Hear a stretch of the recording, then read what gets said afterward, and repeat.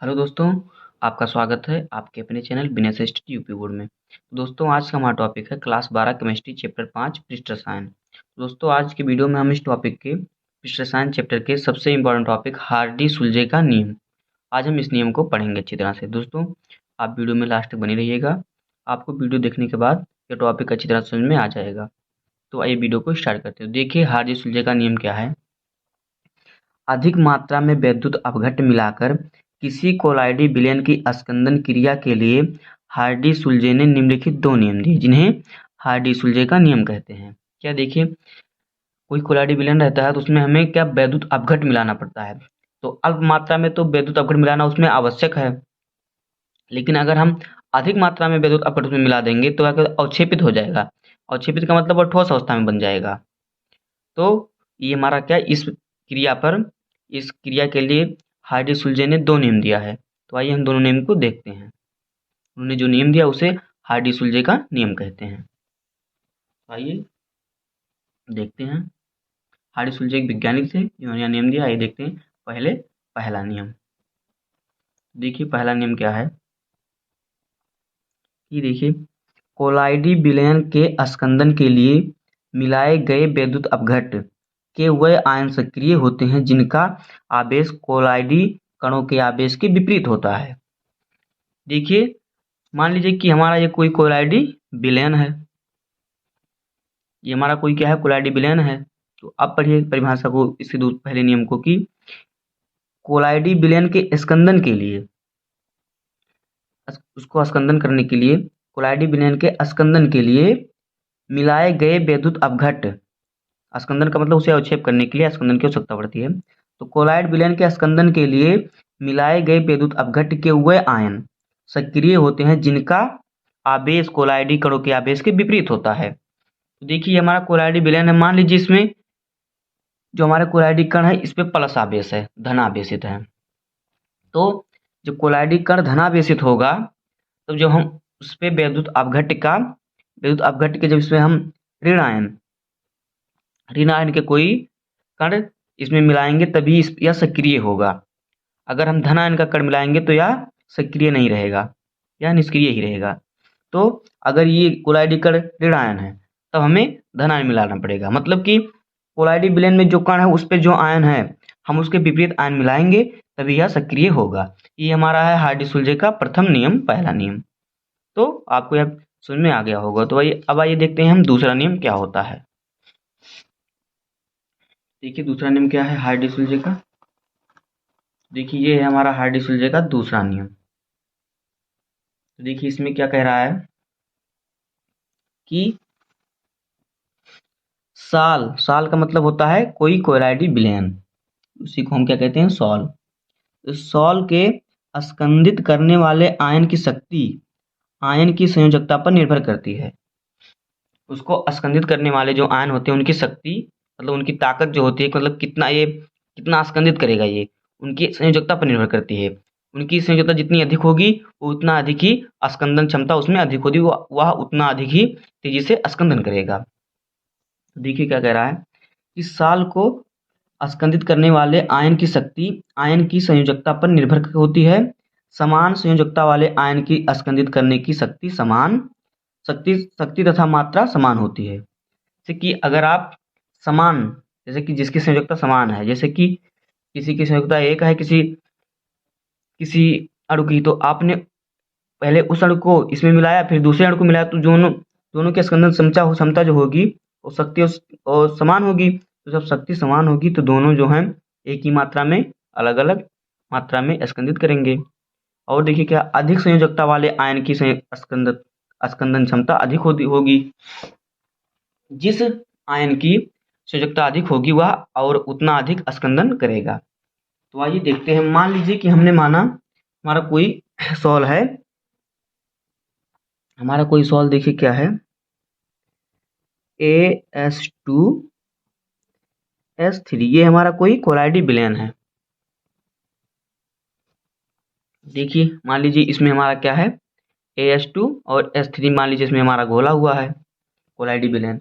अब हम इसको स्कंदित करने के लिए क्या करेंगे, हम मान लीजिए हमने इसमें Na+ मिला दिया। क्या मिलाया हमने, हमने इसमें NaCl को मिला दिया इसको स्कंदित करने के लिए। तो देखिए, तो इसकी संयोजकता क्या होती है, Na की संयोजकता कितनी होती है, 1 होती है। तो ये प्लस का होता है और Cl माइनस का होता है। तो जो Na है ये इसको क्या करेगा, इसको अवक्षेपित कर देगा, इसको ठोस अवस्था में बदल देगा। जब हम इसमें Na मिला देंगे तो ये जितना इसका मात्रा है उसको क्या करेगा, ये ठोस में बदल देगा और इसकी जो मात्रा रहेगी बनी रहेगी। तो ये हमारा क्या हो जाएगा, अवक्षेप हो जाएगा। और अगर हमने इसी में क्या मिला दिया, फिर हमने बारी बारी से मिलाएंगे जो हम, फिर हमने क्या इसमें मिलाया, अब मान लीजिए हमने इसमें मिलाया BaCl2 बेरिलियम क्लोराइड, पहले सोडियम क्लोराइड मिलाया फिर बेरिलियम क्लोराइड। तो देखिए जब हम इसको मिलाएंगे तो जो Ba+ है ये इसको अवक्षेपित कर देगा। और फिर मान लीजिए हमने इसमें क्या मिलाया, हम इसमें एल्यूमिनियम क्लोराइड मिला देते हैं तो एल्यूमिनियम इसको अवक्षेपित कर देगा। अब देखिए सोडियम की संयोजकता 1 होती है और बेरिलियम की 2 और एल्यूमिनियम की 3। तो क्या कह रहा है, अभी आपने पढ़ा कि जिसकी संयोजकता अधिक होगी वह उतना अधिक स्कंदन क्षमता अधिक होगी, वह उतना अधिक स्कंदन करेगा। अगर संयोजकता समान होगी तो उसकी शक्ति भी समान होगी और मात्रा भी समान होगी। तो देखिए इसमें जो हमारा है सबसे शक्तिशाली कौन होगा, एल्यूमिनियम होगा, क्योंकि इसकी जो संयोजकता है सबसे अधिक है। तो देखिए इसका स्कंदन क्षमता का क्रम से हम लिखते हैं इसकी स्कंदन क्षमता इन तीनों की। तो देखिए क्या हो जाएगा, यहाँ पे लिख देते हैं आयनों की स्कंदन क्षमता क्रम से। तो देखिए क्या हो जाएगा, हमारा पहले हो जाएगा Al, इसकी संयोजकता कितनी होती है 3+। तो सबसे स्कंदित ये होगा, सबसे अधिक स्कंदन क्षमता इन तीनों में इसकी है। उसके बाद बेरिलियम की है, क्योंकि इसकी संयोजकता कितनी होती है 2+ होती है। तो उसके बाद इसकी होगी, इससे कम क्या होगी, Na की होगी, क्योंकि इसकी संयोजकता कितनी होती है 1 होती है। तो ये हमारा हो गया क्रम से स्कंदन क्षमता क्रम से लिख लिया हमने इन आयनों का। ये हमारा होता है हाइड्रोजन का दूसरा नियम। अब देखिए इसी तरह से हम रेडा बेसिस भी देख लेते हैं। लेकिन देख लीजिए कि जब इसको हम इससे कराएंगे, इससे हमने स्कंदन कराया इस विलयन से AH2S3 से, तो देखिए इसकी मात्रा कितनी बनेगी, जो इससे जो समान प्राप्त होगा इसकी मात्रा कितनी होगी, इसके AH2S3 के समान की अवक्षेपण जो होगा उसकी मात्रा कितनी होगी अवक्षेपण की। तो देखिए उसकी मात्रा सबसे ज़्यादा Na की होगी। क्यों, क्योंकि Na की संयोजकता सबसे कम है तो सबसे धीमी गति से स्कंदन करेगा, और सबसे अधिक Al2 की है संयोजकता तो ये सबसे तीव्र गति से स्कंदन करेगा। तो सबसे ज़्यादा क्या बनेगा, सबसे ज़्यादा हमारा होगा NaCl, सबसे अधिक होगा इसकी मात्रा।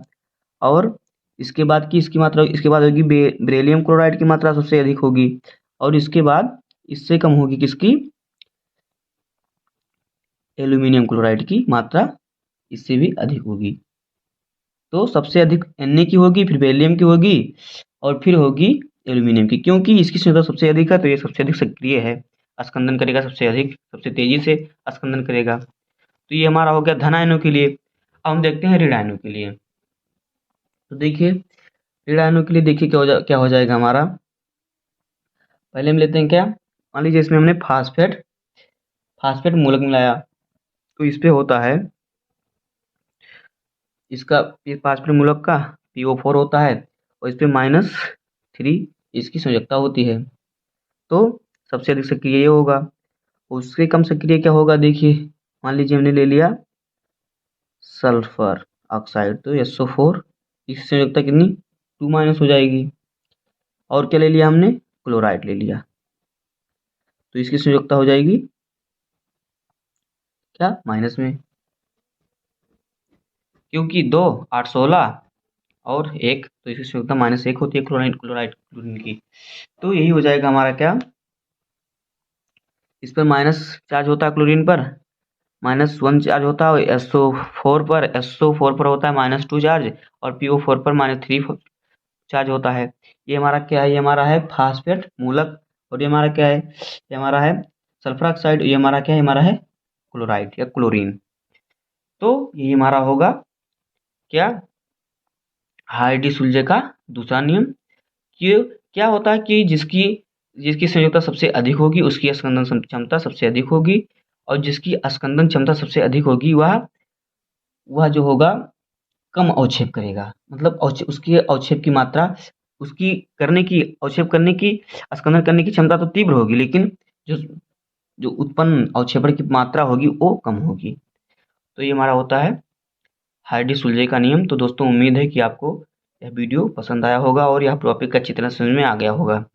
अगर आपको वीडियो पसंद आया हो तो वीडियो को लाइक कर दीजिएगा, और चैनल पे नए हैं तो सब्सक्राइब कर लीजिए, क्योंकि आपको बोर्ड एग्जाम की तैयारी के लिए सभी इंपॉर्टेंट टॉपिक का वीडियो और सभी सब्जेक्ट का इस तरह से मिलता रहेगा। तो मिलते हैं किसी नेक्स्ट वीडियो में, तब तक के लिए धन्यवाद। जय हिंद।